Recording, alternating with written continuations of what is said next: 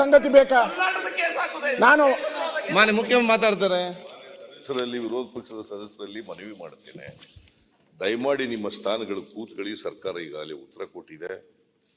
ನಾವು ಈ ವಿಚಾರದಲ್ಲಿ ಬಹಳ ಗಂಭೀರವಾಗಿ ಪರಿಗಣಿಸಿದ್ದೇವೆ. ದೇಶಭಕ್ತಿ ಬಗ್ಗೆ ನಿಮ್ಗಿಂತ ಏನ್ ಕಡಿಮೆ ಇಲ್ಲ. ನಾವು ಅದೇ 48 ಗಂಟೆ ಆದ್ರೂ ಏನು ಕಡಿಮೆ ಇಲ್ಲ. ನಾವು 48 ಗಂಟೆ ಆದ್ರೂ ಏನು ಮಾಡಿಲ್ಲ ಅಂದ್ರೆ ದೇಶಭಕ್ತಿ ನಿಮ್ದು ಗೊತ್ತಾಗ್ತದಲ್ಲ. ಕಾನೂನು ಪ್ರಕಾರವಾಗಿ 7 ಜನರನ್ನ ಕರೆದು ವಿಚಾರಣೆಯನ್ನ ಮಾಡಿದ್ದೀವಿ. ಅವರ ಹೇಳಿಕೆಗಳನ್ನು ಕೂಡ ದಾಖಲು ಮಾಡ್ಕೊಂಡಿದ್ದೀವಿ. Investigation going on. Suo motu FIR register ಆಗಿದೆ. ಸುವೋಮೋಟೋ ನಾವು ಗಂಭೀರ ಆಗಿದ್ದೇವೆ ನೀವ್ ಹೇಳೋದೆಲ್ಲ ನಾವು ಕೇಳಿದ್ದೀವಿ. ಸುವೋಮೋಟೋ ಕೇಸ್ ರಿಜಿಸ್ಟರ್ ಮಾಡ್ಕೊಂಡಿದ್ದೀವಿ.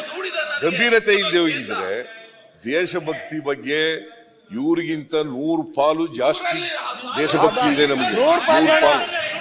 100 ಪಾಲು ಇವ್ರಿಗಿಂತ ನಮಗೆ ಜಾಸ್ತಿ ದೇಶಭಕ್ತಿ ಇದೆ. ಅದ್ರ ಬಗ್ಗೆ ಎರಡನೇ ಮಾತಿಲ್ಲ. ಯಾರೇ ಆದ್ರೂ ಕೂಡ ಪಾಕಿಸ್ತಾನ ಜಿಂದಾಬಾದ್ ಅಂತ ಕೂಗಿದ್ರೆ ಅವ್ರ ಮೇಲೆ ಕಠಿಣವಾದಂತ ಕ್ರಮವನ್ನ ತಗೊಳ್ತೇವೆ. ಅದ್ರ ಬಗ್ಗೆ ಹಿಂದೆ ಹೋಗಲ್ಲ. FSL ರಿಪೋರ್ಟ್ ಬರೋವರಿಗೆ ಯಾವ ಸುಮ್ಮನೆ ಕೂತಿಲ್ಲ. Investigation is going on. 7 ಜನ ಕರೆದು ವಿಚಾರಣೆ ಮಾಡಿದೀವಿ. ಇದು ನಡೀತಾ ಇದೆ. ಆದ್ರಿಂದ ಒಳಗಡೆ ಮಾತಾಡೋಗಿಲ್ರಿ.